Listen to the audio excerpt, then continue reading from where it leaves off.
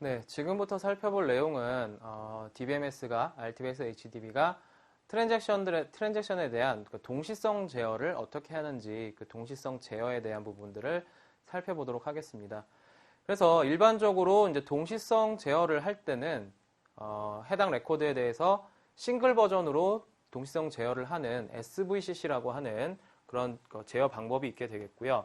그래서 레코드의 버전을 한 개만 가지고 관리를 하는 방법이 SVCC, 싱글 버전 컨커런시 컨트롤이라고 얘기를 합니다. 그래서 레코드의 버전이 하나밖에 없기 때문에 셀렉트를 한다거나 아니면 다른 트랜잭션들에 대해서 처리를 하게 되면 대기를 하는 그런 상황이 발생을 할 수가 있겠죠. 그래서 어떤 복잡한 트랜잭션이 발생이 되는 환경이라고 하면 성능이 굉장히 좀 떨어질 수밖에 없는, 성능 저하가 발생할 수밖에 없는 구조라고 보시면 되겠고요. 그 다음에 MVCC, 멀티 버전으로 동시성 제어를 한다. 그러니까 멀티 버전 컨커런시 컨트롤이라고 하면 레코드의 버전이 하나가 있는 것이 아니라 멀티 버전, 4본을 생성을 해서 원본 값은 그대로 두고 4본을 생성을 해서 처리를 한다라는 얘기입니다. 그래서 4본 값을 두고 처리하기 때문에 어떤 트랜잭션이 들어와서 처리를 하는 중에도 뭐 조회를 한다든지 하는 다른 트랜잭션 처리가 가능한 그런 제어 방법이, 동시성 제어 방법이 MVCC라고 보시면 되겠습니다. 그래서 RTBase HDB에서는 MVCC 방식을 제공을 하고 있습니다. 그래서 SVCC, 그러니까 싱글 버전 컨커런시 컨트롤하고 MVCC, 멀티 버전 컨커런시 컨트롤의 특징들을 조금 더 살펴보도록 하겠습니다. 먼저 SVCC 같은 경우에는 변경 연산이 발생을 하게 되면 해당 레코드에다가 바로 락을 획득을 해서 그 원본값 그 자리에다가 변경을 하는 그런 방식을 SVCC라고 얘기를 합니다.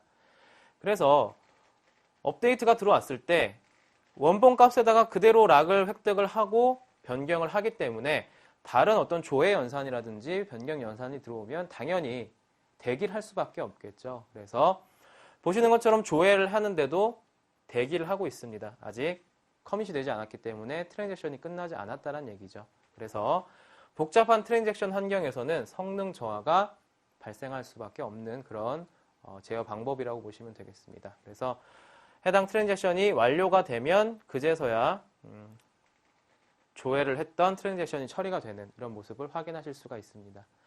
그러면 이제 RTBase HDB에서 지원을 하는 MVCC는 어떤 특징을 가지고 있느냐?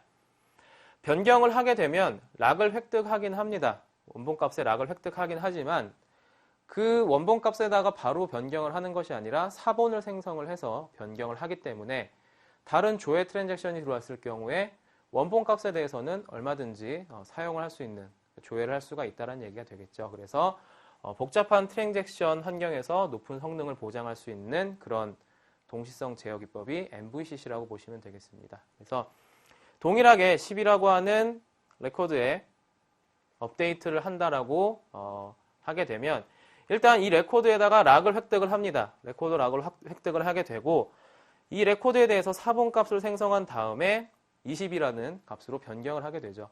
그래서 20이라고 변경을 하게 되는데 이때 어떤 조회 연산이 들어오게 되면 원본 값을 가지고 있기 때문에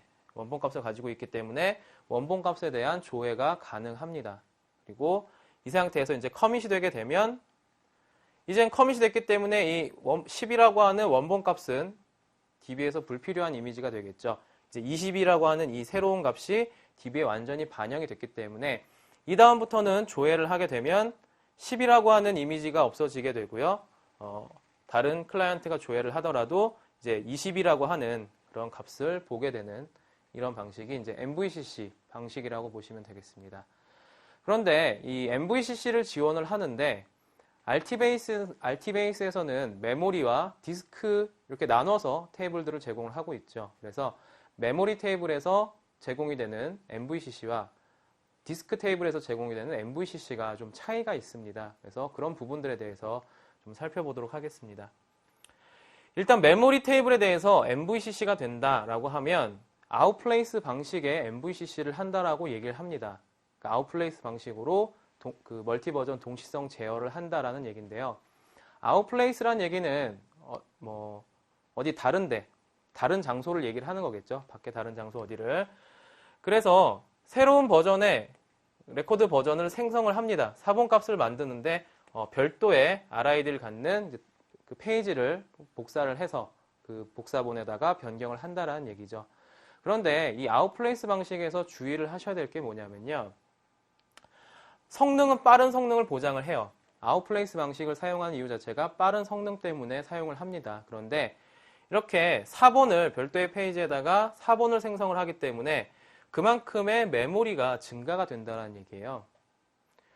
그래서 이 사본이 생성되는 메모리 사이즈가 실제 있는 그 사용하는 메모리 데이터 영역, 우리가 메모리 데이터 영역의 그 최대 크기를 지정할 수가 있었죠. 그런데 그 메모리 데이터 영역의 사이즈에서 벗어나서 어디 다른 장소에 생성이 되는 게 아니라 그 장소, 메모리 데이터 영역에 새로운 그 사본 페이지가 만들어진다라는 얘기입니다. 그래서 그런 메모리가 증가가 되는 부분을 이제 고려를 해주셔야 된다라는 거고요. 그래서 지금 그 메모리 테이블에 대해서 아웃플레이스 방식을 보게 되면 일단 10이라고 하는 레코드에 업데이트가 발생을 했습니다. 그러면 사본을 생성을 해서 사본 값에 20으로 변경을 하게 되겠죠. 이 상태에서 이제 다른 클라이언트가 조회를 하게 되면 원본 값에 대해서 10이라는 데이터를 보게 될 거고요. 그 다음에 커밋이 된 후에는 이제 10이라고 하는 데이터는 DB에 없어도 되는 그런 데이터죠. 20이 반영이 됐으니까요. 그래서 커밋된 후에는 조회를 하게 되면 이제 20이라고 하는 데이터를 보게 됩니다. 그리고 이 10이라고 하는 데이터는 메모리 에이저라고 하는 스레드가 불필요한 이미지이기 때문에 삭제를 한다. 이렇게 말씀을 드렸습니다. 그런데 여기서 주의하셔야 될 게 뭐냐면요. 지금 보신 것처럼 이 원본 값에 대해서 이 원본 값이 없어질 때까지 꽤 많은 시간이 흘렀다라는 것을 아실 수가 있죠. 그래서 트랜잭션이 처리가 수행이 되고 나서도 커밋 된 후에 메모리 에이저가 삭제할 때까지 이만큼의 메모리 공간을 추가적으로 더 가지고 있었던 겁니다. 그래서 이만큼의 메모리 증가가 발생할 수가 있기 때문에 RT베이스에서는 무작정 이 사본 값을 메모리에다가 생성을 해서 아웃플레이스를 하게 하는 것이 아니라 락 에스컬레이션 메모리 사이즈라고 하는 해당 프로퍼티를 둬서 이 사이즈만큼 메모리 사이즈, 그러니까 사본이 생성되는 이 메모리 사이즈가 이 프로퍼티보다 커진다 라고 하게 되면 아웃플레이스 방식이 아니라 인플레이스 방식으로 전환이 되게끔 되어 있습니다. 아웃플레이스 방식이 다른 데다가 변경을 했던 거면 인플레이스 방식은 그 자리에다 변경을 하는 게 되겠죠. 그래서 레코드 락을 잡고 사본 값을 생성했던 아웃플레이스 방식이 아니라 테이블 전체에 대해서 X락이라고 하는 익스클루시브 락을 획득을 하게 됩니다. 그래서 다른 어떤 트랜잭션도 접근하지 못하도록 익스클루시브 락을 획득을 한 다음에 해당 레코드의 업데이트를 바로 합니다. 사본 값을 생성하지 않고요. 이렇게 이제 인플레이스 방식으로 전환이 되게 되는데 여기서 이제 주의하셔야 될 게 뭐냐면 고려하셔야 될 사항이 사용하는 환경에서 메모리의 여유 공간, 우리는 메모리 사용 공간이 되게 여유 있다라고 하시면 이 락 에스컬레이션 메모리 사이즈를 뭐 조금 크게 잡으실 수도 있겠죠. 그런데 이 락 에스컬레이션 메모리 사이즈를 너무 크게 설정을 하시게 되면 사본 값이 계속적으로 생성이 돼서 어떤 다른 트랜잭션에도 그 메모리 사용량에 대해서 어떤 영향을 미치게 될 겁니다.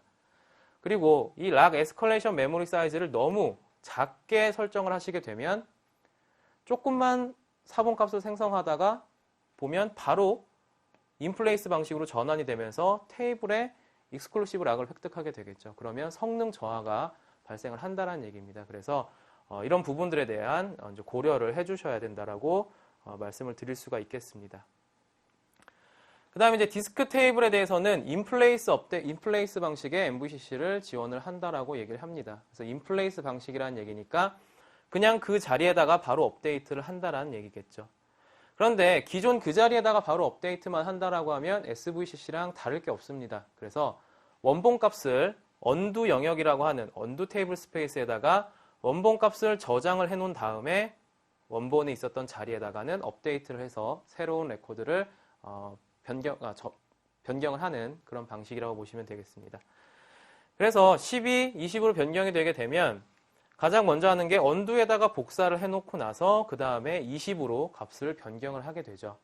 그래서 다른 클라이언트가 조회를 하게 되면 언두 영역에 있는 원본 값을 가져다 보여주게 됩니다. 아직 커밋되지 않았으니까요. 그 다음에 커밋이 되고 나면 이제 20이라고 하는 값이 조회가 될 겁니다. 그래서 20이라는 값을 조회하게 되고 이제 커밋 됐으니까 이 원본 값은 언두에 있는 원본 값은 필요 없게 되겠죠. 그래서 언두 영역에서도 삭제가 되는 이런 방식이 디스크 테이블에 대한 이제 인플레이스 MVCC라고 보시면 되겠습니다.